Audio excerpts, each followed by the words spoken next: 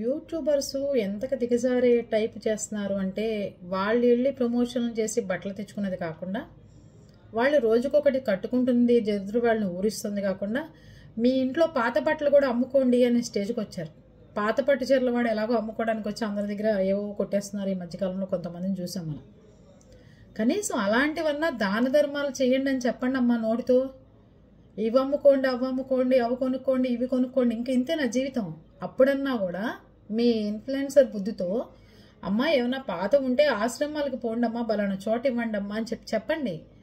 దానికి ఒక వెబ్సైట్ ఉంది, దానికి ఒక ఛానల్ ఉంది, దానికి మీకైతే 100 రకాల బట్టలు ఉంటాయి, అమ్ముకుంటారు, మీ కబోర్డ్లో తీస్తారు. అప్పుడైనా మీరు కనీసం బయటకు పోయి ఒక్కడికొక్కటి చేద్దాం అని అనిపిస్తుందా? ఇప్పుడు కొత్త ట్రెండ్ యూట్యూబర్ చేసేది అమ్ముకోండి, అమ్ముకోండి, అమ్ముకోండి, అమ్ముకోండి. ఇది పరిస్థితి. లేని వాళ్ళకి దానాలు చేయండి. ఇట్లా మీ ఇంటి దగ్గర కూడా ఎవరు లేకపోతే చక్కగా ఆశ్రమాలకు వెళ్ళి, చక్కగా ట్రస్టులు ఉంటాయి, అలాంటి చోటకి వెళ్ళి చక్కగా ఇచ్చేసిరండి. మీ చేతులతో మంచిగా కట్టుకుంటారు. ఇది కూడా విడిచేసిన గుడ్డల ముక్క కూడా ఇప్పుడు అవన్నీ ఎవరు కొనుక్కోవాలంటారు? మీరు ఇప్పేసి మీరు వాడేసిన బట్టలు అమ్మితే వెబ్సైట్లో అవి ఎవరు కొనుక్కోవాలి?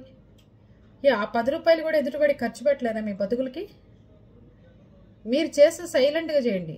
అవి కూడా వీడియోలు తీసి వాటి డబ్బులతో కూడా బతికేకమద్దు దయచేసి, ఎవరి కోపాలు వచ్చినా. అర్థమైందా?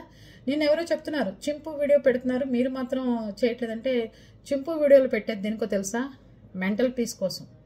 ఇంట్లో మనం పప్పీస్ పెంచుకునేది మనం ఆహ్లాదపరచడానికి, మనం ఎక్కువ డిప్రెషన్ మూడ్లోంచి బయటికి తేవడానికి, లేదంటే మనం ఒత్తిడికి గురవుతున్నప్పుడు అవి వచ్చి